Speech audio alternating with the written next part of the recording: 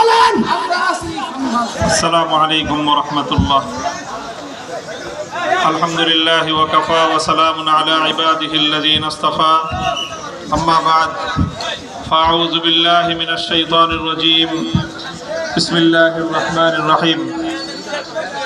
ফালা তাহসাবান্নাল্লাহা মুখলিফা ওয়া'দিহি রুসুলাহু, ইন্নাল্লাহা আজিজুন যু ইনতিকাম। সাদাকাল্লাহুল আযীম। বাংলাদেশ খেলাফত মজলিস চিতলমারী উপজেলা শাখার উদ্যোগে আয়োজিত গণভোটের গণরায় বাস্তবায়ন সহ নাগরিক অধিকার আদায়ের দাবিতে আজকের এই নাগরিক সমাবেশে উপস্থিত সম্মানিত সভাপতি, উপস্থিত বাংলাদেশ খেলাফত মজলিসের কেন্দ্রীয় ও জেলা নেতৃবৃন্দ, উপস্থিত আমাদের ভ্রাতৃপ্রতিম সংগঠন সমূহের দায়িত্বশীল বৃন্দ, বিশেষভাবে মঞ্চে উপস্থিত রয়েছেন অত্র এলাকার নির্বাচিত মাননীয় সংসদ সদস্য, উপস্থিত শীর্ষ ওলামায়ে কেরাম, প্রবীণ আলেম ওলামায়ে কেরাম ও সর্বস্তরের আমার চিতলমারী এলাকাবাসী, আমরা আজকে বাংলাদেশ খেলাফত মজলিসের পক্ষ থেকে বাংলাদেশের প্রত্যন্ত অঞ্চলে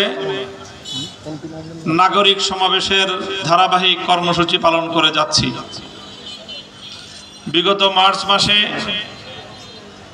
বিগত এপ্রিল মাসে ঢাকার সোহরাওয়ার্দী উদ্যানে জাতীয় সমাবেশের মধ্য দিয়ে এই কর্মসূচি ঘোষণা করা হয়েছিল। সেই কর্মসূচির অংশ হিসেবে আজকে বাগেরহাটের এই ইসলামপন্থীদের একটি গুরুত্বপূর্ণ ঘাঁটি মোল্লাহাট, ফকিরহাট, চিতলমারী এলাকার একটি গুরুত্বপূর্ণ পয়েন্টে চিতলমারী বাজারে নাগরিক সমাবেশ করার জন্য আমরা এখানে সম্মিলিত হয়েছি। এই নাগরিক সমাবেশের আমাদের মুখ্য উদ্দেশ্য হলো এই যে বিগত 12ই ফেব্রুয়ারি 2026 সালে বাংলাদেশে জাতীয় নির্বাচন হয়েছে, সংসদ নির্বাচন হয়েছে, সেই সাথে গণভোট হয়েছে। যেই গণভোটে বাংলাদেশের প্রায় 70% মানুষ এর পক্ষে হ্যাঁ ভোট দিয়েছে, আর সংসদ নির্বাচনে 50% মানুষের ভোট বর্তমান সরকার এবং তার মিত্রদের ব্যালটে তারা অর্জন করেছে, ইঞ্জিনিয়ারিং করে হোক আর যেভাবেই হোক। এই 50% ভোট নিয়ে তারা সরকার গঠন করেছে। দুঃখজনকভাবে 50% মানুষের ভোটের উপর ভর করে 70% মানুষের গণভোটের হ্যাঁ রায়কে অব্যাহতভাবে উপেক্ষা করার এবং এর চেয়েও বড় জঘন্যভাবে এটাকে বেআইনি বলে ঘোষণা করবার মতো ধৃষ্টতা তারা দেখাচ্ছে। জনগণের রায়কে বেআইনি বলা, জনগণের মতামতকে উপেক্ষা করা, জনগণের সিদ্ধান্তকে অসম্মান করার পরিণাম কত ভয়াবহ হতে পারে ইতিহাসে তার অসংখ্য দৃষ্টান্ত রয়েছে।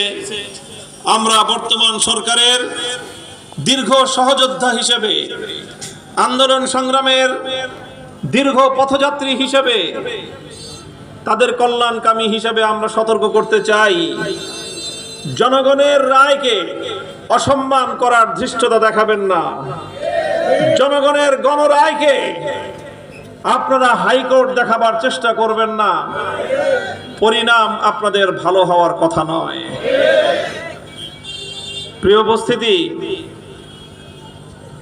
বিভিন্ন কথার মাধ্যমে অনেক সময় আমাদের মাঝে একটা বিভ্রান্তি সৃষ্টি হচ্ছে। আমরা লক্ষ্য করছি যে বর্তমান যে আমাদের মাননীয় প্রধানমন্ত্রী রয়েছেন জনাব তারেক রহমান সাহেব, তিনিও মাঝে মাঝে এই কথা বলেন যে জুলাই সনদ অক্ষরে অক্ষরে বাস্তবায়ন করবেন। এই কথা তিনি অনেক সময় বলেন যে জুলাই সনদ অক্ষরে অক্ষরে বাস্তবায়ন করবেন। এখন একদিকে প্রধানমন্ত্রী এই কথা বলছেন যে জুলাই সনদ অক্ষরে অক্ষরে বাস্তবায়ন করবেন, আর একদিকে আমরা 11 দল এবং আমাদের বাংলাদেশ খেলাফত মজলিস আমরা সারা দেশে গণভোটের রায় বাস্তবায়নের দাবি নিয়ে আন্দোলন করছি, জনগণের কাছে যাচ্ছি, নাগরিকদের কাছে কাছে যাচ্ছি। তাহলে আসলে ব্যাপারটা কি? প্রধানমন্ত্রী বলতেছেন তিনি জুলাই সনদ অক্ষরে অক্ষরে বাস্তবায়ন করবেন, তিনি ওয়াদা করতেছেন, আবার আমরা দাবি করতেছি গণভোটের রায় বাস্তবায়ন করার। অনেক মানুষ কনফিউশনে পড়ে যায় যে প্রধানমন্ত্রী কি ওয়াদা করতেছেন আর এই বিরোধী দলগুলো কি দাবি করতেছে।